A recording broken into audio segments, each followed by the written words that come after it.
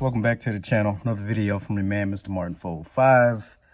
Man, really not much in today's video outside of, man, just really touching on car culture, really digging, cars from the time that, I was a kid, as well as y'all can probably understand that as well.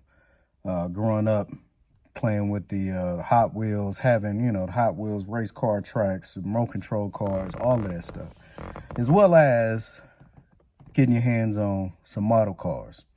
If you mess with model cars growing up like I did, then there's not very many people that I can tell that are into it as much as we were when we were kids, with there being so many other things that, kids have to get into these days.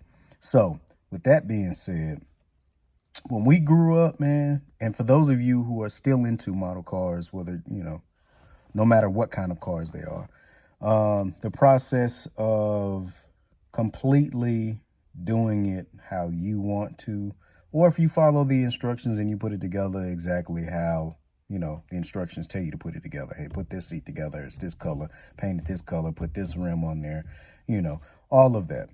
So with doing that as I grew up, man, I never really thought about doing it or being able to do it when I grew up and actually working on my own cars. So even as a child, man, growing up and working with model cars and detailing it the way that I wanted to, putting certain carpets in there, changing the colors of the interior, changing up the engine bay, painting that, putting, different rims on there, what have you, but just touching every aspect of the car and making it my own. But anyway, like I was saying, getting to the point of touching every aspect of the car to the point of, like I said, changing the carpet, interior, messing with the engine bay, rims, depending on what color you wanted to paint it, because there was so much you could do with a model car, especially depending on the difficulty level that you got, because then you had a whole lot more options on what it is that you were going to put on there, what parts you were going to put on there, what colors you were going to paint those parts, and it goes on and on. But like I said, getting to a point to where now an adult, having my own project car and actually working on a project car, which I actually look back, man, and I'm kind of disappointed that I let one of my first ones get away, which was a truck that I got from my dad, somewhat like the car that I have now. Also got this car from my dad, but I gotten a 1964 Ford F100 from my dad that he had put a 351 Cleveland out of a Mercury Montego in there. And I really wish I was able to focus on and get that one done. But again, I was a little bit younger at the time. I got a newer car, really start letting that one go, parked it more, and was more in, my newer car that I got.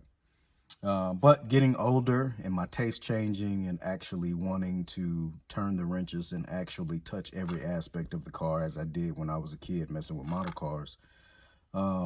I've actually been looking for one of those to maybe in the future end up getting another one. But right now my focus has been on this Corvette. So actually looking at all of the stuff that I've touched so far and all of the stuff that I plan on touching in the future, it's like being a kid again, man. Like I said, if you get it, you know where I'm coming from. If you don't, then you just don't. Some people are into the newer cars, which newer cars are cool, but they lack the factor of being able to actually turn your own wrenches and fix your own problems when they arise, because of course they make the newer cars to where you have to bring them back to the dealership to get serviced.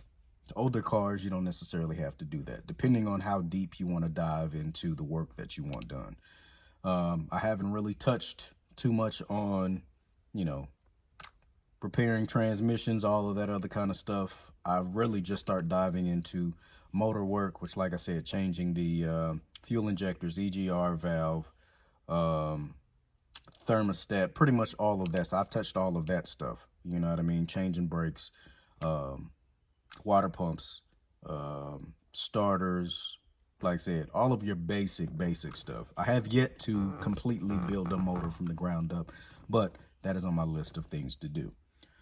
But man, in previous videos, like I said, I've already shown you guys the process in which that I've been going through and the point that I'm at right now, which I'm really just messing with interior since I spent so much time up under the hood, making sure all of that stuff was together, which it was already running good. But my main issue that I had with it was cold starting it in the morning, fire right up, no issue. After it had been running for a little bit, gotten hot, it would sit there and I would constantly have to hold the key, let it turn and even lightly tap the gas to get it back to start. So that led me to trying to figure out what that issue was, which I ended up fixing the issue, replacing parts that I was like, well, I'm already here. I might as well replace this because I know it's been umpteen years since it's been changed. So with that being said, I initially was just changing my thermostat to alleviate the heat issue. If you have one of these C4s, you know what issue I'm talking about. You eventually get to a point to where your air or your heat or both stop working, which that's another thing that I'm working on right now. And with all of the info that I've compiled from all the people in the Corvette groups that I'm in on Facebook, as well as the many forums that I'm on, you know, just on the internet itself, you have one of three issues. One of those three issues is either your climate control module, something there isn't working, which you gotta send that off to get it repaired. You have your control box that's up under your kick panel on the, I believe it's on the driver's side, and then your blend door motor, which is on the passenger side. So far, I've only messed with the climate control module, which I got that all out, got it cleaned back up. All of my buttons and all my lights work, but still no heat. So still working on that. So that's one of the other things that I look to try to get fixed here pretty soon.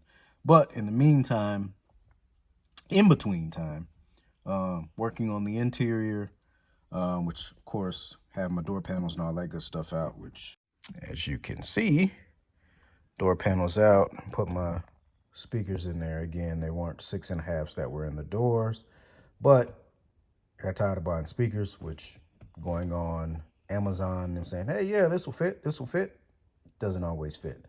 So I originally bought the 4-inch speakers, of course, that you see here in the dash, which there were originally no speakers in the dash. But I said, I've already bought the speakers, might as well use them. So I made, again, my own brackets to house these speakers. So now there's 4-inch speakers in the dash, as well as kind of fixed up my dash pad here because this was pretty well cracked up and I don't want to spend $275, $300 to get a new one. So just worked on it. If you haven't looked at that video, man, you can go back a couple videos and check out that video and how I did that process on repairing this here. But anyway, back to door panels. So again, I was trying to find speakers that go on the doors. I'd always planned on putting 6x9s in the rear. So when I bought the 6x9s, they came with the 6.5s. It came as a set. I want to say it was maybe $100, which I'll put that in the description if y'all are interested in that. So I'd already planned on building the brackets to go in the back to house 6x9s. I still plan on putting 2 8s back there as well. Still have to get a couple of amps because I'm going to run 1 amp on all of my mids and highs and then another one on my subs back there. But that's a little ways out. Outside of speakers, which some of this is kind of a recap. Some of this was in previous videos. So that's new. Also going with a different steering wheel. A couple videos back, put this cover on here to where I literally had to stitch all of this up. Didn't really like how it came out here. But it did the job because whoever had it before my dad had it, all of the rubber up here was pretty well eaten up and the guy just wrapped it with electrical tape and left it as is. When my dad had it, he had gotten a steering wheel cover and that covered it up. Again, the steering wheel cover was a little bit bulky for my taste, so I took it off and of course had to figure out something. So this is doing the job for right now. But got another steering wheel on the way, so stay tuned for that. Also, wanted to redo these because, again, if you have one of these, you know that the forget what they call them, the LCD screens on each one of these. They pretty much stand the test of time, but the polarization film, that's what I was looking for. The film that covers these to where it only shows your numbers and all of that stuff, it eventually fades, and then it makes it hard for all of your numbers to be seen here. So that's been redone. So far, redone the speakers. Can't really count steering wheel cover because I plan on pulling this out. Speedometer, instrument cluster, that's been messed with. Dash pad, that's been messed with. Still don't know whether or not I'm gonna leave this 10-inch in here. I may go with a 7-inch fold out because, again, I replaced all of my bezel pieces. The piece that goes around the steering wheel, the steering goes around the stereo. Bought that new, as well as the center console piece because of all of the cracking here. All of this is broken. So bought another one of these. So this will be getting replaced. That'll be touched. New boot, shift knob, button, all of that's been replaced. As you can see, pulled out the bread box here. All of that will be deleted. Didn't really like how that looks, so of course you'll have your bread box delete over there. For those of you who don't know what that is basically just a flat panel that will cover all of that up, outside of looking like that right there. So that's what came out of there. Didn't really like that, so pulled that. Going with flat panel there. Excuse all the trash. That's just all of the parts and stuff that I have off for right now. A lot of the lights that I've changed. So I've gone all LEDs back there. Again, other door panel off as well. So this crap out of here to get the stuff cleaned out. Touch this as well. Like I said, all of the lights and all the buttons are working on here, but I'm still not getting any heat. So I need to do some further research to figure out why my heat is still not working. As far as my dad said, the AC worked before I got it, so it's probably still working, but I've been more or less focused on my heat because we're in, should be springtime here at towards the end of March, but it's supposed to be 58 degrees today, so still relatively cold. So I still need to look at the controller up under the driver's side, and then also the blend door to see whether or not that's my issue over here on the passenger side.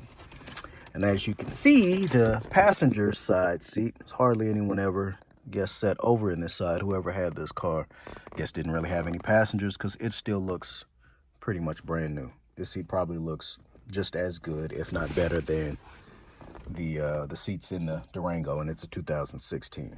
But the driver's seat, on the other hand, it's not in terrible condition, but it's a little bit more weathered. So I'm looking at getting these done. Being that I'm getting one done, I think I'm going to go ahead and do both because I don't want one seat to look different from the other or a little bit newer than the other. So I'll be pulling these before long. Also, checking out with another car guy here in the city on getting a custom console built, which I'll probably still use this top piece, but he'll probably just be building me the side pieces here as well as the console part here. Keep y'all updated on that. Also look to remove all of this carpet, the back carpet here, everything back here in the hatch, as well as the carpet in the front, carpet that goes on the doors, at the bottom of the door panels, as well as the carpeting that's here on the bottom of the dash. So, just more and more stuff that I plan on touching. Also, like I said, plan on getting all of my weather stripping. Something else, I'll be completely stripping all this old weather strip off. Also be touching that. I plan on taking all of my molding off and having that painted when I have the car painted. I was going to go with a khaki color, but I think I've changed my mind, especially being that I've been calling the car Betty White now. So y'all will get an understanding of what I'm talking about as these videos go on. So y'all stay tuned. But going back white, as you can tell, but it'll be a little bit different than just your basic and your average white, especially being that whoever had the car painted, or whoever painted the car when they had it before my dad got it. If you're not paint guys, you may not understand, but if you're a car person, you'll completely understand what I'm talking about in this part here. Which is, let me get it at the right angle here. You see how that's not smooth there? Like I said, if you're paint guys or car guys, you know what I'm talking about. There's extreme orange peel on this car. So orange peel is pretty much what it sounds like. It's basically the texture of an orange. So you're not supposed to see all that. All that's supposed to be smooth. It's supposed to be a mirror, kind of like reflection, which for the most part, you're gonna have orange peel. This is my wife's 2016 Maxima. Like I said, it's not as bad. You can see more of what's in the reflection, but if you can see, you can still see, I don't know how much the camera's picking it up, but you can still see orange peel in factory paint, and this is factory paint. So, plan on taking all of that off. I need to figure out my wiring with my brake light up there because I don't think that one works. And again, whoever had this car before my dad had it, I guess changed out a couple parts. The bumper and the other part I'll show you in a minute. But with the bumper being changed, this brake light is only supposed to be on convertible models. All the research that I've done, you only have a third brake light on your back bumper when it's convertible. So I'm going to try to get rid of this when I get it painted. Outside of that, something else that I feel like was changed was this headlight. Passenger side headlight, which again, all the research that I've done and guys that I've talked to say, oh, you have to adjust it. You have to adjust it. Yeah, tried to adjust it, but there's way, way too much of a gap in between there. Regardless of how you adjust it, it's just going to move the gap to the back. Because see, when you look at the driver's side, yeah, there's a small gap there, but you see how much closer it is up here. So if I was to move this back, it would make it symmetrical all the way around. So you hardly wouldn't have any gap. Also from the research that I've done, the guys who list these on eBay, they list them for several different years. It's mainly supposed to be from 84 to 89, but some of the listings are from 89 to like 91, 92. Don't know if there was a difference in size in some of the earlier years compared to the later years, say 88, 89, of course, with mine being in 88. But that's a little bit too small. Forget the exact measurements, but it's like maybe a half inch or a quarter inch. The difference from what I measured them to be. But I want to say just under a half an inch difference in between the two. Yeah, maybe a quarter of an inch. A little bit more. Either way, it's not the same size. So plan on getting that alleviated before I get it painted. Outside of that, move some stuff around here. This good. All right. Also, plan on changing, of course, windshield wipers. So know when the last time those have been changed. Brake booster. Be changing that. Brakes sound like there's an air leak back in there. Again, put the plastic one on here. Everybody that I've seen have issues with these or changed them.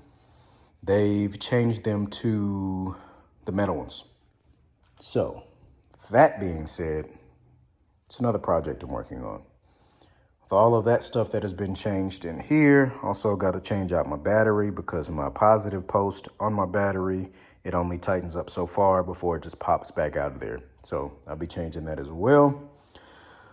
What else do we have? I plan on pulling my valve covers off, getting them painted black as well, and then painting the little slots in here the same color as the car.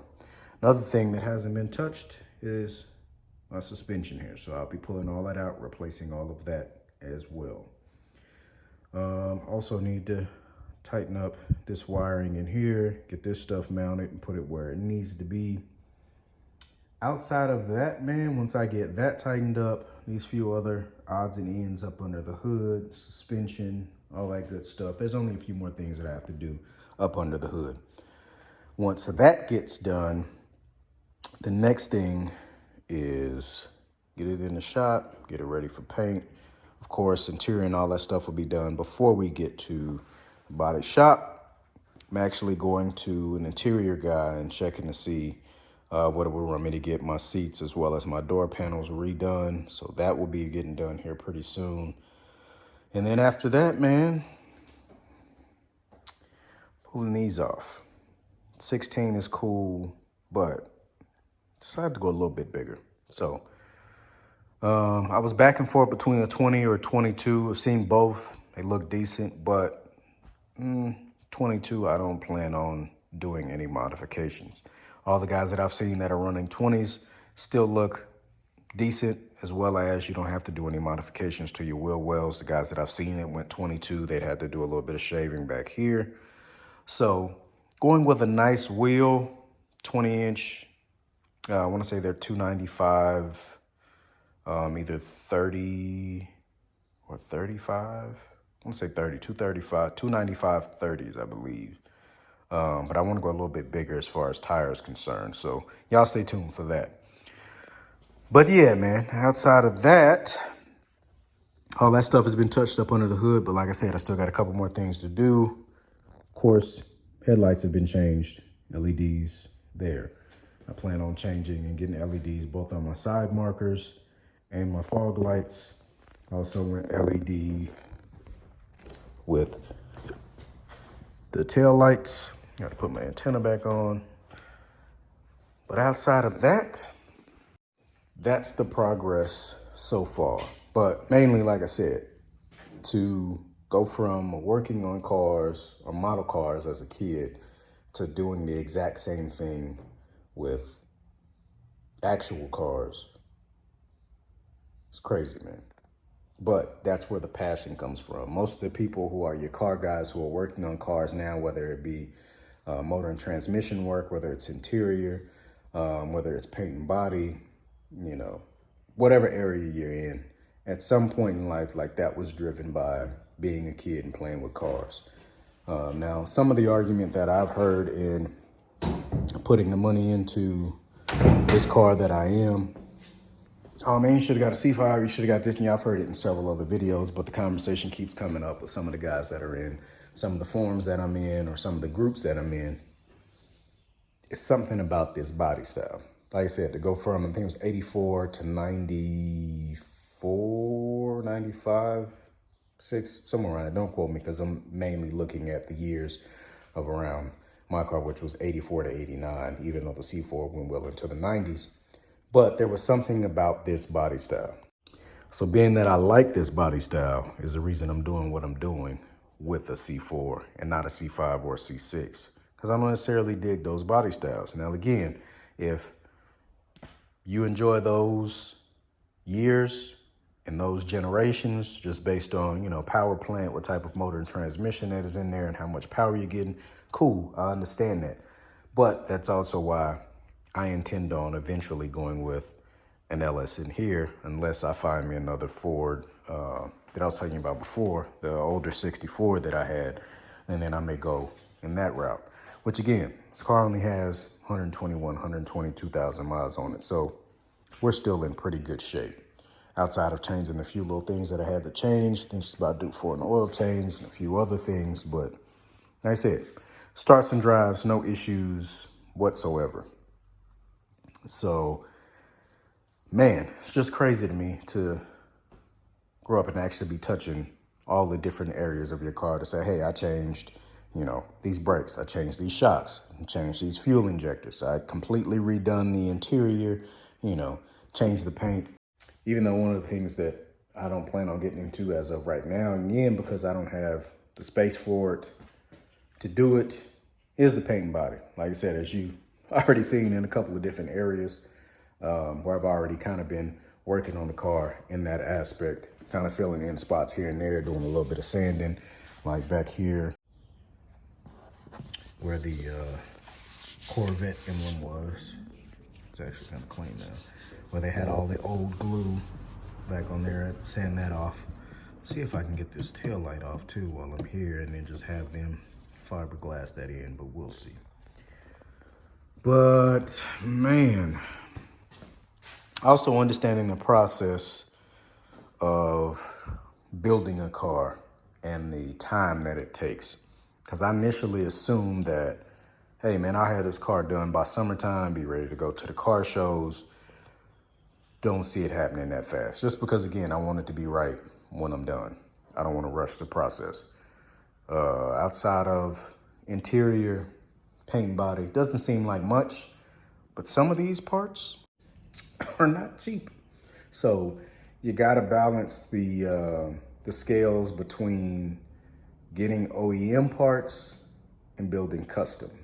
And that's another reason why I plan on going custom with the console and a few other things, is because it's more cost effective. And then also, it also makes the car that much more mine. You feel what I'm saying? There's some people who, you know, buy a car, keep it the exact same way that it was when they bought it, never change anything, whether it's an older car or a newer car. Hey, by all means, if that's how you rock, that's always how you been, cool. I've always had to change something to actually make it my car. So if it's from redoing the dash pad like I did, putting speakers where they weren't, changing out a stereo, whatever it is, it's always just been me. Also, like I said, it's kind of cost effective. With the console that I plan on having built, like I said, the top part where you let the windows up and down, where you see what gear you're in, where your gear shift and all that stuff is, your cup holders, that top part will still be there.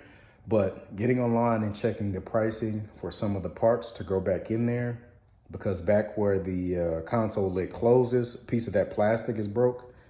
But the part that is between the console and the driver's seat and the part that's between the console and the passenger seat, just those two pieces are almost $300. And that's just for those two pieces. And I'm still gonna need the armrest lid or the console lid. The console lid itself is another $250, $275.